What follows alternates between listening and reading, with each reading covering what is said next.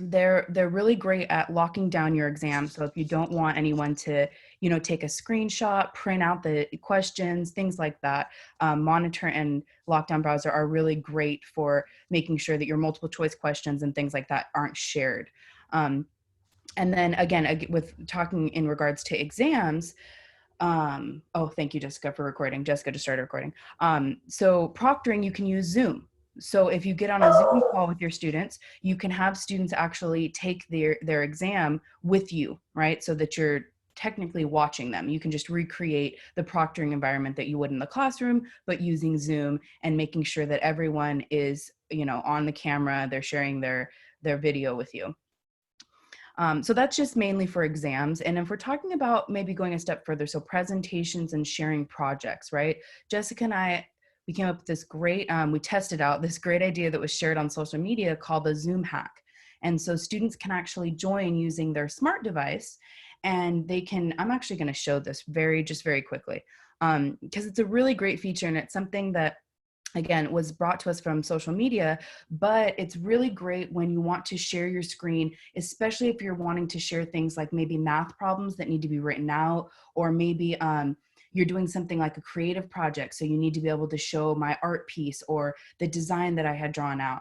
So this is just a quick hack where students can join, and faculty as well, can join from their laptop with Zoom, and then also use a smart device, an iPad or an iPhone, to join, and then almost use that as a document camera, right? So down here, you can see by using soup cans or whatever you've got, a Kleenex box, it doesn't even matter. You can elevate your phone, and then you can share written work in the classroom, in the virtual setting, okay? So that's just kind of I think it's a fun and easy way to go ahead and share things that are best handwritten or, not virtual. And then again, using something like GoReact. GoReact is a great tool that's integrated inside of Blackboard. If you create a assignment inside of GoReact, it actually creates the corresponding grade center column. So I love that GoReact is so well integrated. It's got accessibility features built in, and it's really great if you want to set up a video assignment. So many faculty have final presentations, right? And so this is a great tool to be able to grade your students and have them be able to record a video directly inside of the tool that's in Blackboard. So we've got a lot of documentation around supporting students with creating the video and sharing it with other students, because it's all within one nicely packaged tool. So if you're thinking about things like final presentations, it can also do group presentations. So if you were going to have maybe groups present at the end of class, you can also set up a group feature inside of GoReact as well. Yes, thank you, Jessica. That's great. The Zoom hack would be great for something like interview tips and handmade assessment products. Thank you. That's great. And then again, just our things that you're probably very familiar with, Turnitin and SafeAssign, right? Those are our two plagiarism detection softwares, also integrated inside of Blackboard, very easy to use. And what that'll do is it will run not handwritten, I'm sorry, papers, anything that's written through a plagiarism detection software, and it will highlight the areas that are plagiarized, and it will also provide you with the source of where the content came from. So it's really nice, and it's a great way for students to check their own, right? Jessica's gonna go into some great ideas about encouraging students to cite properly, right? Let's talk about works cited, let's talk about inline citations, so that we are getting students used to crediting their sources, right? So Turnitin is a really great tool because I can run my paper through it, and then it's going to highlight the sections that maybe I didn't cite properly. Maybe I was trying to paraphrase, and now I can really see I didn't do such a hot job of that. So it's really a great way to get to your students and get them to start thinking about citation and best practices for sharing their content as well. Because it will also bring up if they plagiarized themselves. So it's nice because you'll be able to see if they submitted the same paper in another class through Turnitin, it will pull up and say, this student submitted this paper back in 2019 for this other class. So I just wanted to review the proctoring tools that we have right now inside of Blackboard and that the online campus does support. And we will share this slideshow with you because these links are all to the how-to documents for how to set these things up. Jessica, did you want to add anything? Yeah, I just wanted to share a couple of things about Turnitin, which I'm more familiar with SafeAssign. And while it's a dated experience for me, I just saw somebody on Facebook complaining that a colleague had totally relied on Turnitin for grading and detection. And when students were using block quotes with dialect from a common source, can you see the progression here? Block quotes had no quotation marks around them. The students had a source in common, let's say like the slave narratives from the 1930s about slavery. And then the faculty member said, well, Turnitin said you plagiarized, so you did, and you have an F. And it was the department chair who had to mediate the problem. And so Turnitin is not a shortcut for analyzing the reports. And that's why the way Monica described using it is like opening it up, the reports up to students to have a conversation with you about what it teaches or doesn't teach, because it is AI, can be really important. Thank you.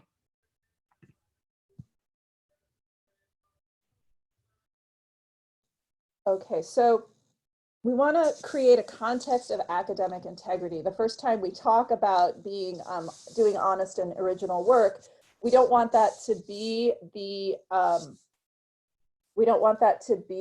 assignment as the only locus of conversation. So, of course, a campus creates a context of academic integrity with its institutional mission and values. Programs as well by outlining the learning outcomes for the program. And we want to, in every class, have explain and encourage students to identify the value of the original work. So what I'd say to you in this context is it might be worth screencasting a short little video about original work and its meaning in the discipline or the profession to you. I know as a historian, we have plenty now of examples of people who were popular and famous historians who did not honor our own code of ethics as historians. So there's plenty of food for conversation with our students. You want to define the extent of collaboration allowable for specific assignments, and also make clear that you understand the benefits of collaboration with your students so that they know that most academic work does not happen in a vacuum. You want to teach the skills supporting assessment success, and always ask yourself, especially in this transition, whether or not you have taught students what it is you expect them to show and demonstrate on the exam. You can use rubrics to make this process of clarification easier for students. It's a nice place to see in black and white what exactly they will be measured on and what the measurements look like for competency, mastery, and developing proficiency. And when it comes to the actual use of sources, you want to list and discuss with them acceptable and unacceptable sources and actions, and maybe go a little bit deep with them on some of the gray area. For example, summary and paraphrasing for students in writing classes. Sometimes the difference between those two things seems finer grained to them than it does to us. And so teasing that out with students in maybe a video could be helpful. You also want to let them know how much time the exam or assessment you estimate would take, especially if it's a take-home exam or an open book exam, because the thing we always want to avoid is the trigger conditions for academic dishonesty, and the trigger condition is often panic and lack of time management. And then you want to explain to them how the academic integrity protections that we have that are technologically based, how they work, so they understand what they're dealing with. And we can go to the next slide. Okay. So you can curate content that illustrates the acceptable use of intellectual property, and there's lots of stuff out there, especially on that website that you see listed, academicintegrity.org, and we'll send you a PDF so you'll have access to these links. And you could have, this is probably more for your summer or aspirational class, you could assign students to make infographics, skits, or video public service announcements about acceptable use, even if they were only a minute or in length, or if they only put a Google Doc together for the class. Ooh, I like that idea. They could put together a guide to proper and acceptable use with your input in a Google Doc, and then they could use that as a reference as they did their assignments. And there's a ton of free tools that can make these things possible, like infographics and things like skits. Powtoon and the free infographic tool is really great because they have templates, so your students don't have to really focus on the technology piece as so much as creating something that's a little bit more visual and fun.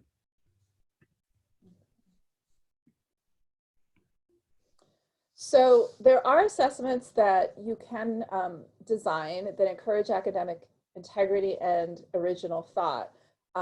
So if you have a group assignment and a final, let's say this quarter, I would get rid of the final and really emphasize the group assignment, and think about ways that that might transplant online. And to help with independent assignments, when students are writing papers for your classes, you can help steer them away from copying and plagiarism by encouraging them to identify their own personal learning goals as kind of a project inception statement, and then you can hold them to those standards and work with them to develop those standards. And of course, if skills are part of it, not just topical exploration, that's really helpful in guiding their process.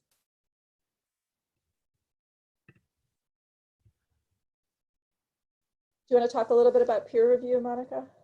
Yeah, so I just had some ideas about maybe providing students with a rubric and utilizing the class to kind of provide feedback to each other, right? So doing something like a peer review, especially on projects, written assignments, videos that you can create inside of Blackboard. And so it's really great because peer review can teach the writing as a process, right? As a way of constantly improving and maybe scaffolding and building their skills, instead of here's a 10-page research paper, right? Here's kind of how we do the method section, and then allowing the peers to give feedback on that, right? Based on what they know about writing a method section, and being able to kind of reinforce their own learning, right? Peer review also values knowledge construction, right? And so it's, again, building on the mastery rather than the performance, rather than did they write the 10 pages? Is it 12 space, 12 font? It's more about the fact that, are they actually learning what I need them to learn? And then are they able to apply that to then teach others, right? That whole kind of back to watch one, do one, teach one, right? And so being able to provide that kind of context back to the other students. And then if you provide them with a rubric, it's guided, right? It's not just great job, thumbs up, they're able to really kind of go in depth and analyze someone else's work.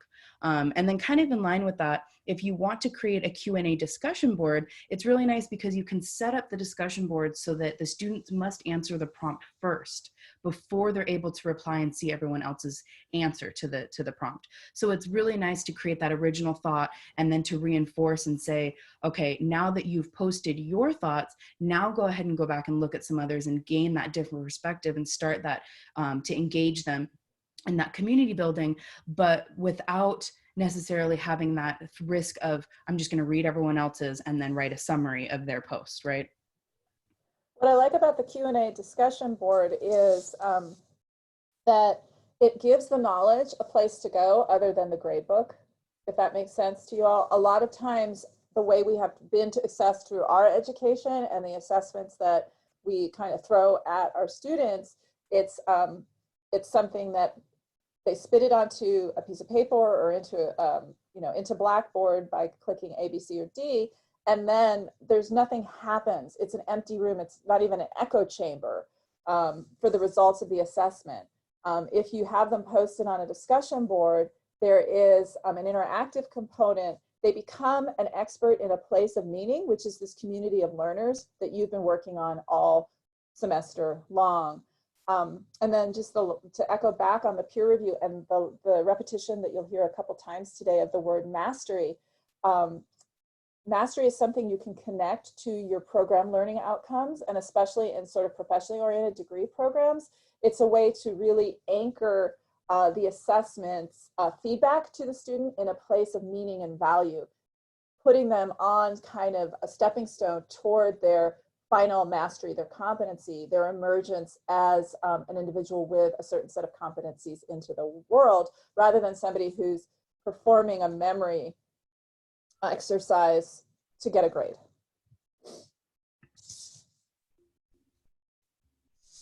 Okay, and Monica can chime into a lot of these suggestions as well. You want to have the practices of always having more questions than needed in the test bank, whether you generate them or you're borrowing them from a publisher. You want to not only randomize question order, but you can randomize the order of the multiple choice questions, so that even if there were some back channel screen sharing going on, it would be confusing and it wouldn't work on a one-to-one comparison. You can require forced completion of tests once started in a certain time amount, which again prevents them back channeling. You can bar reentry to an exam. You might, if you're very opposed to any kind of cross-fertilization between students and you view it as an individual assessment, you might want to, you might want to limit the amount of time they're exposed to the prompt before it's due. When you're testing, you demonstrate the question or show the questions one at a time. If everything is open book, it lowers the incentive to cheat and collaborate if that's not what you're looking for. And often we have to explain to students that with a timed open book exam, they have to study anyway. And as long as that's clear to them, this can be a successful means of managing their expectations as well as yours. You can consider doing oral exams via Zoom or GoReact. You also want to make sure, again, they know how to cite, what kind of citation, and what needs citing. There's a slide down the road a little bit about low bandwidth, but we do have to respect that there are access and equity issues during our transition to this remote emergency teaching, and that some of the, we're going to watch you take your tests and see where your eyes are while you're taking the test kind of methods, they require higher bandwidth than others. You can also start preparing your students for the exam so they feel more competent, again, to avoid that panic reaction. So you can do polling in your Zooms, you can do quizzes in Panopto and in Blackboard, and you can let students know when they're credit, no credit, when they're for a grade, but sometimes you want them to self-diagnose. Hey, how much do I know this? Am I ready? And sometimes you're checking for understanding because maybe you want to go over something one more time before the exam, and tell students that that's what you're doing with the quiz, and that provides meaning for a quiz. Okay. Go ahead. Sorry, Jessica, I'm sorry. And if you do end up using something like Respondus or some sort of technology on top of the exam, it's a really great idea to have them do a practice exam, right? So if you do end up using Respondus or any tool like that, please, please, please reach out to the online campus, because we have a practice exam that we can put into your course that's not worth any points. And then again, it's same thing with GoReact, right? Maybe you could set up a no point, no grading assignment just so that students have the chance to go in and work with the technology or whatever barrier it might present. Just like Jessica said, the bandwidth issues, some people are using Chromebooks, some are trying to do things on iPads. And so just providing that space for students to really be able to test out the technology or test out the way that you're going to conduct the exam so that it's not a high stakes, situation. Okay. Oh, perfect. This is the bandwidth. This is the bandwidth paradigm that I wanted to talk a little bit about. It's kind of new to me, but the idea is where you see blue and green, you're seeing relatively low immediacy, in other words, synchronicity, and relatively low bandwidth. And that is more accessible in a universal kind of design with regard to equity and access to internet speed, basically, as well as a device. Like if you're in a family of 7 right now and everybody's going to public school and college and work at the same time. And so if you're asking for or delivering pre-recorded video and pre-recorded audio, asynchronous discussions with video, asynchronous discussions with audio, that gives people time to respond, and the like.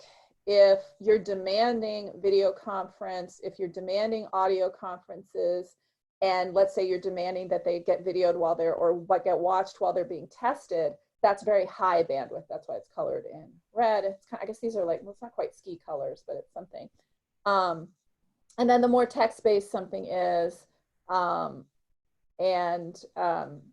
then that is also low immediacy, low bandwidth, which makes it very accessible. And then the blue is kind of in the middle point of collaborative documents, group chat, and messaging. It has a lot of immediacy, and, you know, a little bit easier on the bandwidth. So it's just something to think about.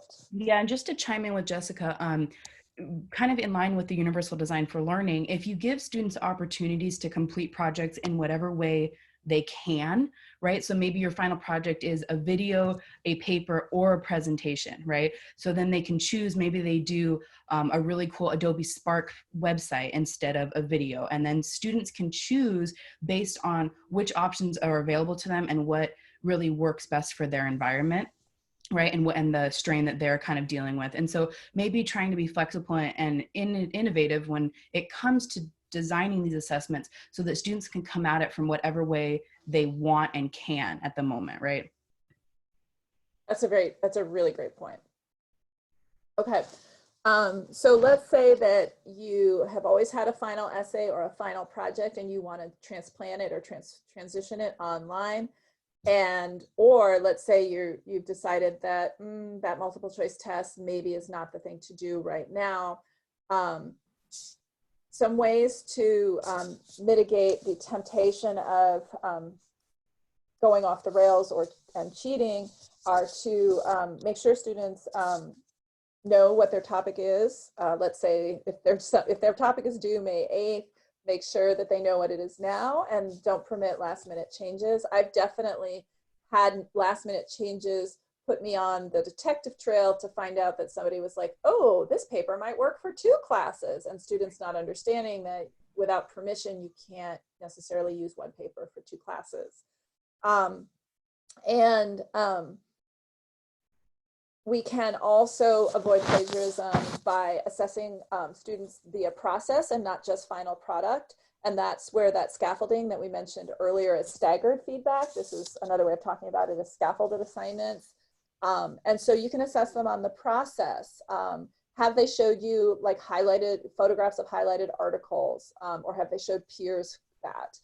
Have they talked with peers in a discussion board before they wrote a rough draft? There's a variety of ways they could demonstrate that you could demonstrate that process is important. They could get feedback on the way toward building a final assignment, and you're discouraging plagiarism by encouraging the layered achievement of a final project. So students could submit thesis statements, they could participate in discussion boards, they could submit a list of sources, they could annotate a bibliography before they write a rough draft, they could share examples of evidence, outlines, they could have a draft that they turn in, and peer review can take any of the burden off of the faculty member at any point in time. So could a group meeting where you meet with 3 or 4 students at a time and they talk more than you do, but you're listening and guiding them. So instead of reading, let's say 20 individual rough drafts, instead you might have them write rough drafts and then meet for 20 minutes with a set of 5 students, one group at a time, and then you'd spend an hour on the feedback rather than 6. And you want to think about front loading your feedback during the process when students are still learning, rather than providing a grade. And sometimes we really stress about how we write like the feedback sandwich, 2 goods and a bad, with the bad in the middle, so they feel good at the end. We spend all this time on a final grade, but students are exhausted. They're cooking dinner for their families, especially in this context. They're shifting focus. They're ready to begin a new quarter, and our feedback is lost when it comes at the end. So front-loading feedback can be an excellent learning tool for both faculty and students. And less plagiarizable. output from students, especially in the context of what are, the concern is often about purchase third-party papers, both on ground and online, is for them to give live or recorded presentations, for them to participate in debates, which could also be staged and recorded. Students could do a student-to-student podcast where they interview each other instead of presenting the paper, and then how facile and easy they are with the concepts will let you know that they've owned it. Faculty can interview students, and that list looks, the grammar of that bullet is bad. I'll fix it before I send it out to you, but you get the point there.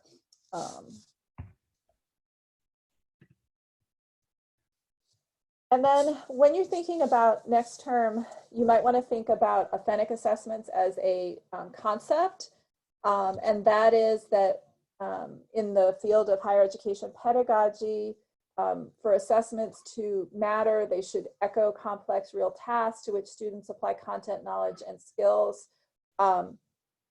They should include clear instructions, presentation of models, lots of practice and rehearsal for the student, feedback, and the opportunity to receive consultation and refine. And they should invite knowledge construction rather than fixed choice selection.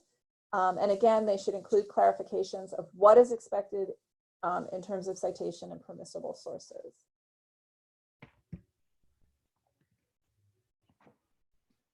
Okay, this is not something we're going to go over. It's going to be there for your reference, but it's from the Academic Integrity Organization website that I cite a lot in this presentation.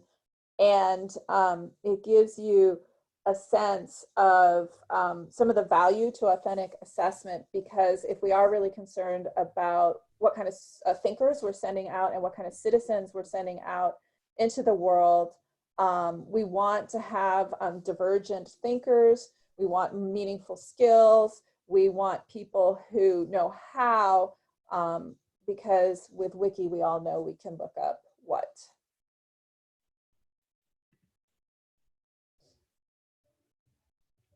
Okay. And here are some kinds of assessments that may not have occurred to everyone. I certainly have not really thought about shared whiteboarding as a means of being an assessment, but if you think about two students problem solving together, in a video with a whiteboard between them, they could really show their mastery of like game theory or certain kinds of formulas for accounting and the like. I think we've talked about group projects. These are just ways to think about sparking student creativity. For example, storytelling as a way of conveying memorized content might be more meaningful to students than answering A, B, C, D, or E. And just a quick shout out to the Adobe Creative Suite that we have. All faculty and students have access to the entire Adobe Creative Cloud, which includes Photoshop. Adobe Spark is a free tool. So there's a ton of Adobe tools that are available for free for you and your students to be able to do some of the more creative storytelling and developing those narrative assignments in a way that's not overwhelming with the technology again. And even, let's say the product was to be a narrated slideshow presentation, Monica and I created most of this slideshow asynchronously, cooperatively. We back channeled a little bit in email. We left a few notes for ourselves to remember to say certain things. And it was pretty easy to do. And if this was an assignment for us, we're recording it. And the final product could be this Zoom conversation between Monica and I, and then we could turn it into our instructor. One of the more innovative ways to think about checking for plagiarism as kind of a proactive rather than a reactive measure. Okay, so instead of waiting till after the fact, when your grades are in, when you have that hunch that you might have read a familiar phrase somewhere else, or it sounds like a book jacket blurb, rather than doing it from a proactive reactive gotcha perspective, some kind of video or discussion board or journal reflective discussion can be really helpful, and it prepares students to understand how much you do value their individual work. So you can require all students to record or type out a brief explanation of 1 to 2 traditional test answers, or a project essay or finding, or require them to sell their paper to, as it were, like with a blurb to their fellow students in a discussion board. And always come from a place of trust. Communicate to students that assessments are a chance for them to demonstrate their competencies, their learning, and especially that it's valuable for them because it tells them where they need to go next for them to keep learning effectively and get where the goals that they have set for themselves are. And also trying to think forward about like the artifacts that these students are taking with them, right? Back to what Jessica was saying about mastering skill and competencies. If they have something that's maybe a 2-minute video that was a pitch for a marketing class or things like that, they can actually use that in a portfolio when they are out job searching, right? When they're talking about their careers. And so just also thinking about ways to have students create really authentic assessments that develop something that is then tangible to share with past just this class, right? Oh, So, yeah, here are some resources. One is from our own homegrown Office of Student Conduct. Another is this academic integrity organization that we are a institutional member of, and has blog entries and videos and slideshow presentations. And then I was trying to be as careful as possible to let you know exactly where some of these ideas and tips were coming from, and where some of the images came from. So you have some references there. And those are where you might make a deeper dive to explore some of these concepts in greater detail. And Monica, we had a question. And I think one of the suggestions for how to take a traditional test and discourage plagiarism was to have the order of the multiple choice questions be different as they're presented to different students. And the question was, is there a technological way to do this, or when we build the exams, do we have to do it? Could you talk a little bit about building, I think, an exam? I guess most of us would be building exams in Blackboard. Absolutely. Yeah. So when you create the exam inside of Blackboard, you have to hand enter each question, right? And so when you're developing these multiple choice questions, there's actually an option to randomize the order of the question answers, right? So is the sky blue, or what color is the sky? Blue, purple, red. I can change the order of those answers as they're displayed to students. And then when you deploy the test, right, after I've created the test, I've added all of my questions, I randomize the answers, then I'm going to go deploy it. I'm going to add it to my Blackboard class so that students can take it. In that deployment phase, that's where you can edit all of your options, right? And so the reason that that's really important is that's where it comes to randomizing the questions, displaying one question at a time, and prohibit backtracking. Those are the 3 options that are set within the exam option setting. And what's nice about that is now you've got 2 layers. You can randomize the order that the questions are displayed in the exam, the order that the answers for the multiple choice are displayed. And so if I'm randomizing the questions and the answers, everyone's going to get a different exam, right? And then if we go a step further and we talk about pools, right, using question pools, and we say, here's 10 questions and I want to pull 5 out of this, that means every single student is going to get a different exam. And so just like Jessica said, ways to kind of create your exam in Blackboard using these tools and options to be able to randomize everything, right? The questions, the answers, every part of the exam. You can definitely do that inside of Blackboard.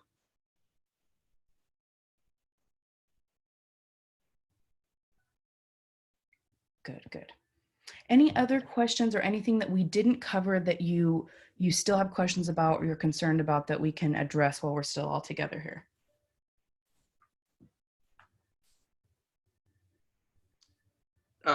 One question I have about the Respondus lockdown browser is, does it, so students were in the dark, and I was in the dark actually about how it works. So they thought it locks down all of your devices. If somehow they thought it would do that. and I wasn't entirely sure. Like, for example, they could have a phone and still potentially seek answers on their phone. So just, I would assume that just their device that has the software on it would be locked down, correct? Yes, that is correct. However, if you lock down their laptop and then you turn on monitor, monitor will use the webcam in the laptop to record them. So if they pull out their phone, you will see that.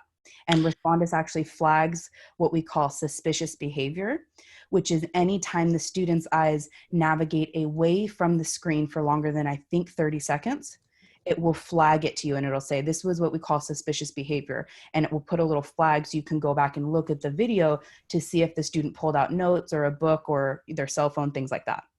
I see. Okay.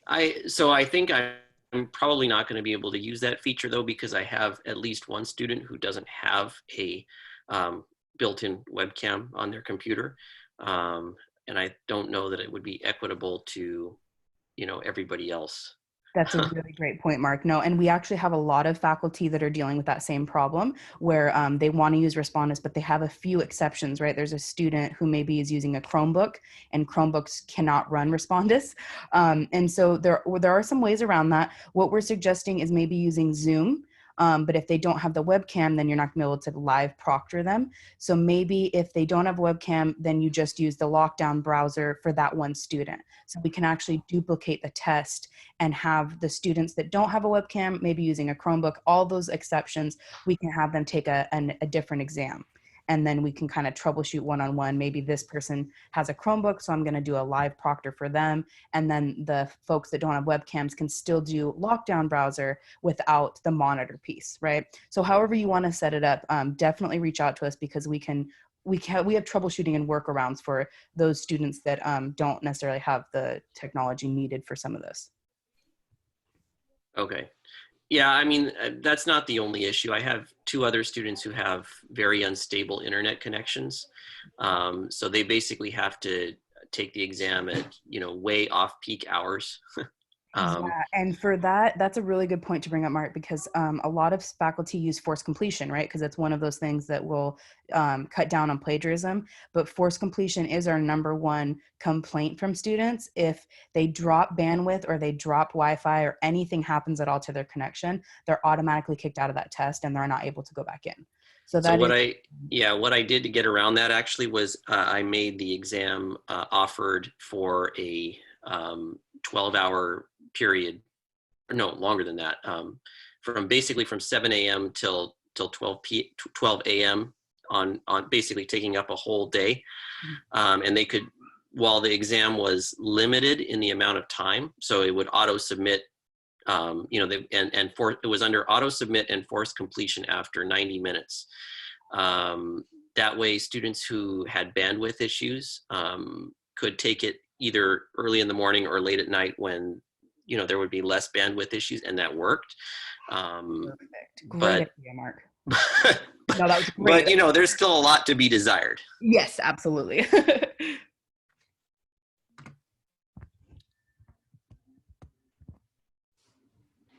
Yeah, and I just want to really acknowledge the work that you all are doing and the weight of some of this decision making when you are in programs where the program is conceptualized as scaffolded on content knowledge that must be mastered. And I just know that, that's the role that traditional assessments have played. And it is, there's always been cheating. It's no more likely, but the technologies are not magic bullets, as we've just discussed, for some of these issues.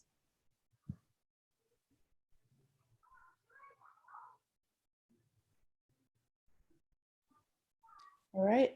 Does anyone else have any questions or anything else you'd like to bring up? We got 5 more minutes left, but I don't want to keep you longer than you need to.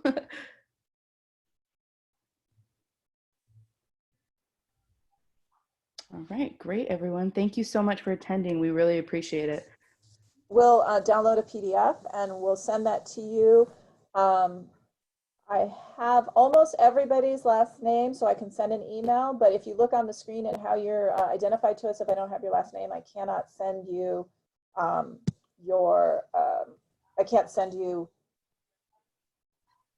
the PDF without guessing who you are. Steve, So, great question. For students that need double the time, how do they set up a Blackboard exam? That's a really great question. I'm actually going to share my screen. For those of you who are not interested, you can definitely jump off. But Stephen, that's a really good question. I'm going to share my screen again just to show you how to add an exception. So for anyone with an accommodation or any student who needs extra time, maybe they need to access the test in a different way, you can actually do that to any exam that's already existing, right? So let's pretend that this is a test that I already have, and I'm going to click test options. Okay. So the test options, again, we talked about this. This is where we can create all of those different, right? Multiple choice. I want to force complete. So that means students cannot exit the test, can set a timer. And then if I scroll down, there's an option for test exceptions. And this is where you will add students who maybe need extra time. Okay. So I'm going to click add students. It's going to show me a list of all of the students in my class, and I'm going to select a student as my coworker. And it will tell me how many attempts does the student get. So maybe they still get one attempt. And maybe I want to add availability. Maybe they need to have this for an extra day, right? But let's say that they need just extra time to take the test. As soon as you enable the timer feature, there's a timer option that comes up. Okay, and it says, so for the timer for this exam, it's going to be 60 minutes. But for Derek, I want to give him double the time. So I'm going to give him 120 minutes. Okay. And then auto submit is that feature that it will submit automatically as soon as the 120 minutes are up. Okay. So that's how you can add an exception, and you can add as many exceptions as you'd like. And you can go ahead and do the attempts, the timer, and the availability. Those are the 3 areas that you can edit for specific students. Did that answer your question, Stephen? Yes, that's excellent. Thank you. Okay, great, great, great. Okay, so I'm going to stop share. Thank you all so much again. We appreciate you attending, and we hope that you're all hanging in there. If you need any technical support or you have questions about Blackboard or Zoom, please feel free to reach out to the online campus. and to faculty development, and we all do one-on-ones. The online campus has office hours, and you all know how to find our workshops as well. And if there's workshops that you'd like to see either repeated or workshops we haven't assessed a need for yet, but we need that we as a campus need the workshops, please do let us know.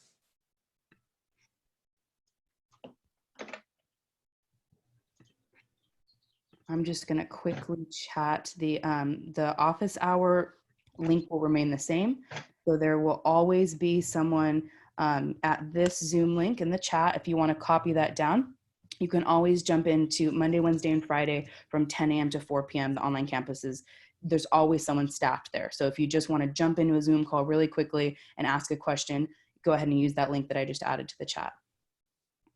Thank you, Dawn. Thank you, Stefan. Thank you, Linda. I appreciate it. Okay, everybody. Take care.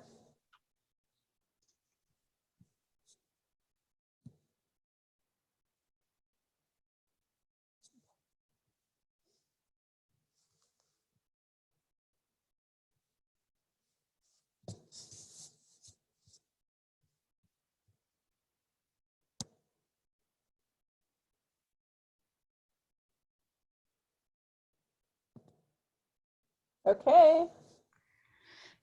And Thank you. You have the recording, right? That all went okay? Thank you so much for doing that, Jessica. I completely forgot. Stop cloud recording. Yes.